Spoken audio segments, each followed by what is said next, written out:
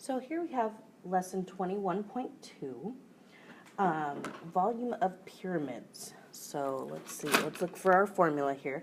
The height of a pyramid is the distance from the very tip top of the pyramid perpendicular to the base. So it actually, this is probably a better picture where you can see it. It goes right down to the middle, almost as if you had something hanging from the very center or the very point of your pyramid. If you had something hanging, it would hit directly down here, and that's how you would measure the height. Any other place you measure it would be on a slant, and that's not the accurate height. So height is exactly how tall it is, and it's measured right down the middle. The volume of a pyramid can be found first by calculating the area of the base. Then you use the formula volume equals 1/3 base times height. Now remember, the capital B means the area of the base. So in this figure, the volume of the pyramid would be that 1/3 first times the area of the base. Well, they tell us the area of the base is 24 centimeters squared. So that goes right there. And then the height of the pyramid is 12, giving you a grand total of 96 centimeters cubed. So let's calculate the volume of this particular pyramid. The base area is 30 inches squared. So if the base area is 30 inches squared, I would have 1/3 times 30 inches times the height of the pyramid, and they tell me that the height of the pyramid is 8 inches. So going to my calculator, 1/3, using my fraction button, times 30 times 8 gives me 80, and since it's volume, we say inches cubed. That would be the volume there. Over here, they tell me the base area is 24 centimeters squared.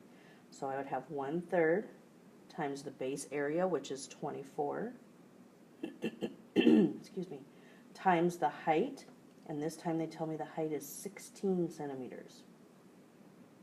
So again, going to my calculator, 1/3 times 24 times 16 gives me a volume of 128 centimeters cubed. Now, this one I don't particularly care for, just because I feel like they don't give me enough about here. But what we're going to assume here is that if this side is 5 meters, that this side is also 5 meters. So to find the area of the base, I would take that 5 meters and multiply it by 5 meters, because the area of a rectangle or square, we don't quite, well, if we're assuming it's 5, then we're assuming it's a square, would be 5 times 5. So my formula for my base, or for my volume, would be 1/3 times, I'm going to say the base area is 25 meters squared. 1/3 of 25 times the height is 5. So let's see what we get. 1/3 times 25 times 5 gives me 41 2/3. Let's go ahead and go to decimal on this one, and we'll say it's 41.7 meters to the 3rd power. All right. Now, this next picture is a little bit different. It's called a composite solid. A composite solid is a combination of cubes, pyramids, and or cylinders. The volume can be found by calculating the volumes of the individual parts and adding them together. So what I see over here is I see a pyramid that's kind of on its side. If I turn my paper, there's the pyramid standing up. And I also have a rectangular prism. So I'm going to find the volume of the rectangular prism and the volume of the pyramid and add them together. So this solid is composed of a cube and a pyramid. It's not really a cube, it's a rectangular prism because it's not got the same lengths. The volume of the cube, or the rectangular prism, is 2 times 6 times 4, right? Base area would be 2 times 6, if you're calling that the base, times the height, which is 4. And then the volume of the pyramid would be 1/3 of the base area, which would be 2 times 6 again, I don't think they did this right. 2 times 8. How did they get that? 1/3 times 8. Let's see. Okay, I disagree with what they've got saying here. I don't think the area of the base of the pyramid is 10, or is 8. Because if this length is the same as this length, that's 2. And this length is the same as this one, which is 6. That gives a base area of 12. So let's see, that would be 1/3 times 12. So they found the volume of the rectangular prism is 48. Here you would end up having 1/3 times 12 times 10 gives me 40 centimeters cubed. And then the way I would find the volume of the whole thing is I would add the 48 and the 40, and that gives me, again, they did it wrong, so 48 plus 40 is equal to 88 centimeters cubed for the entire figure. So let's look at this one down here. The composite figure to the right here consists of what parts? So our picture over here has 3 parts. I have a pyramid over here, a rectangular prism in the middle, and a pyramid over here. So we have 2 pyramids and a rectangular prism.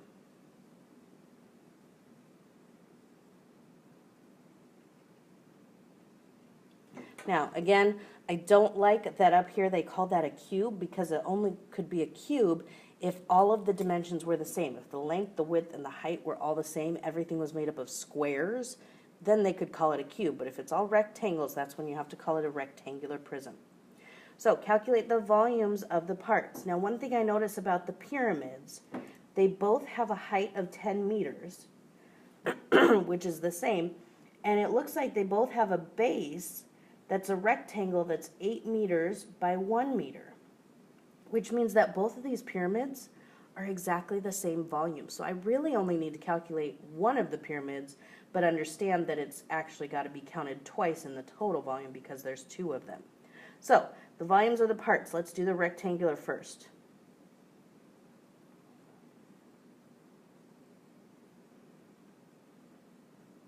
The rectangular prism, we have 8 times 1 times 1. 8 times 1 times 1 gives me 8 meters cubed. The pyramid,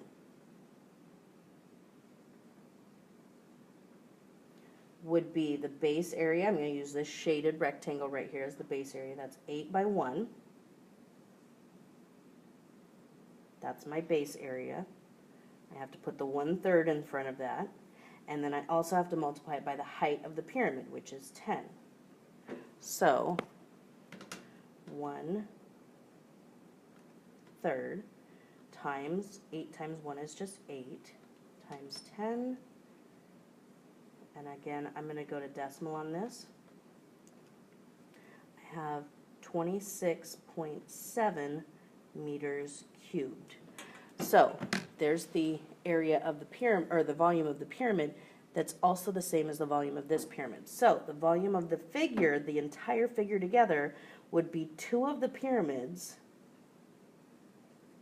plus 26.7. There's my 2 pyramids, plus the rectangular prism, which is 8, and that gives me 26.7 plus 26.7 plus 8 gives me 61.4 meters cubed. So there's the volume of my entire composite figure. On your homework, the first page, or the first side of your homework, is all about finding the volume of pyramids. And it reminds you at the top what the formula is for a pyramid. And then you have several examples right there. Now, some of these examples are not what we would call right pyramids. Right pyramids are ones where this makes a right angle, and they are actually slanted somehow. But every single slanted one somehow gives you the height. So this one, that would be my height because it's what is perpendicular to the bottom.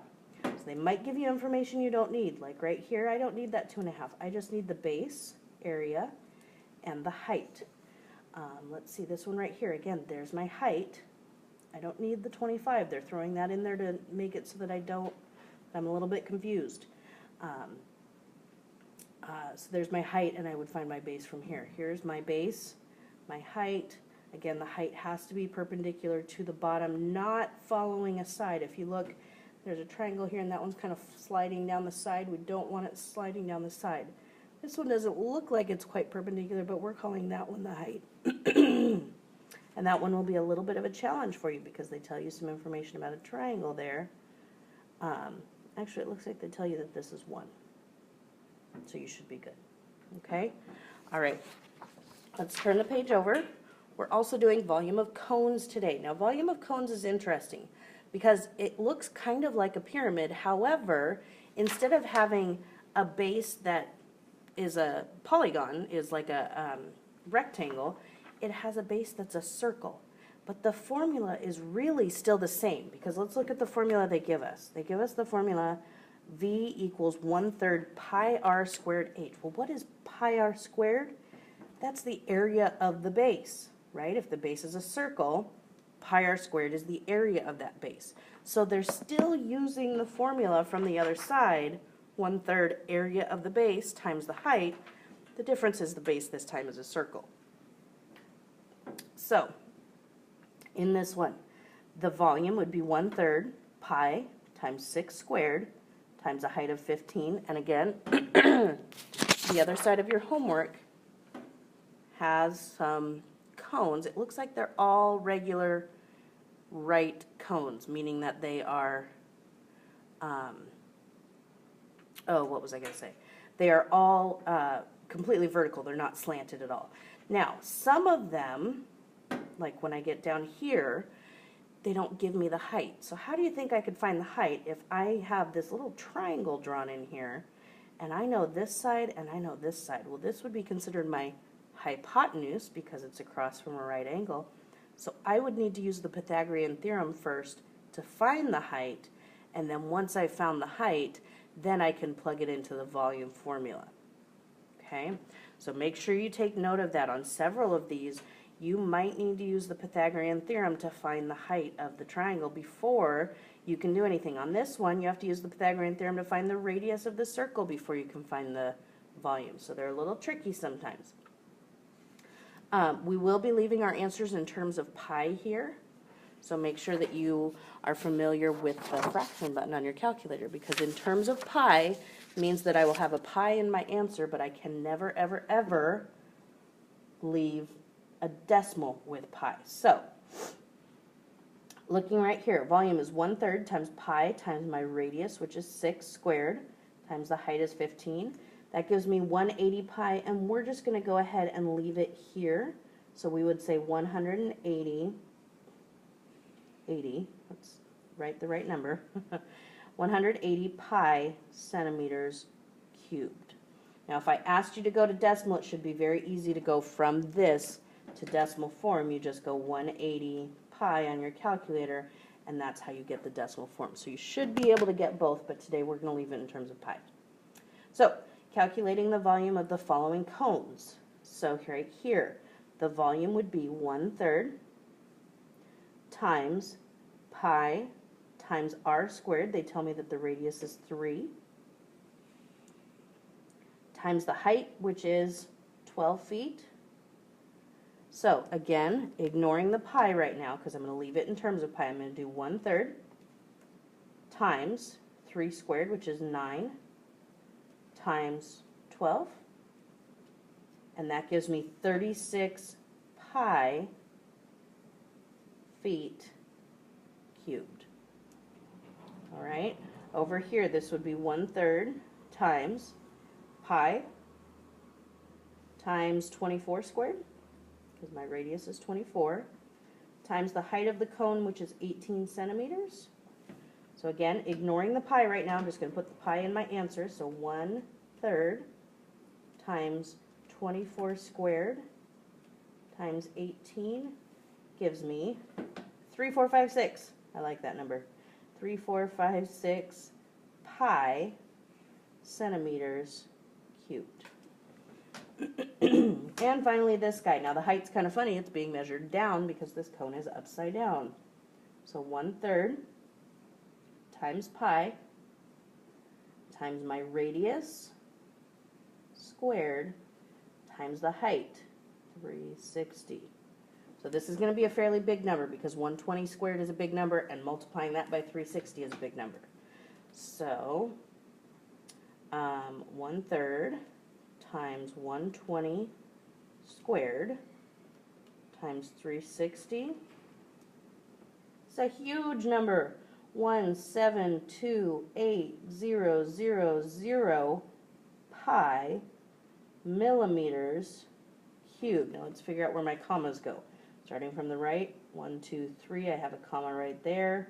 1, 2, 3, I have a comma right there. So 1,728,000 pi millimeters cubed. Now what's kind of interesting, if I actually had to multiply that by pi, oops, that would be 1728000 pi. That decimal's just ridiculous. Glad we left it in terms of pi. All right, let's look at a composite solid again. So we have another composite solid, just like we did on the other side. On the bottom, we have a cylinder. On the bottom, I say the bottom. On the left, we have a cylinder. And then on top of that cylinder, we have a cone. All right, so they're calling the cylinder figure A, and they're calling the cone figure B. The volume of a cylinder, remember that's the pi r squared h. So let's see, the volume of the cylinder would be pi times the radius, which is 8 squared, times the height of the cylinder, which is 4. What have we got? 8 squared times 4 is 256 pi centimeters squared. So that's the area. There's my little work section there. The volume of B would be pi r squared times the height of the cone, which is 16, times the 1/3. Area of the cone has the 1/3, area of the cylinder does not. So 1/3 times 8 squared is 64 times 16. Oh, I get an ugly fraction. Oops, didn't mean to do that. I want to leave it as a fraction, just an improper fraction. 1024 over 3 pi centimeters squared. So the total volume of the composite figure, there's some messy lines there.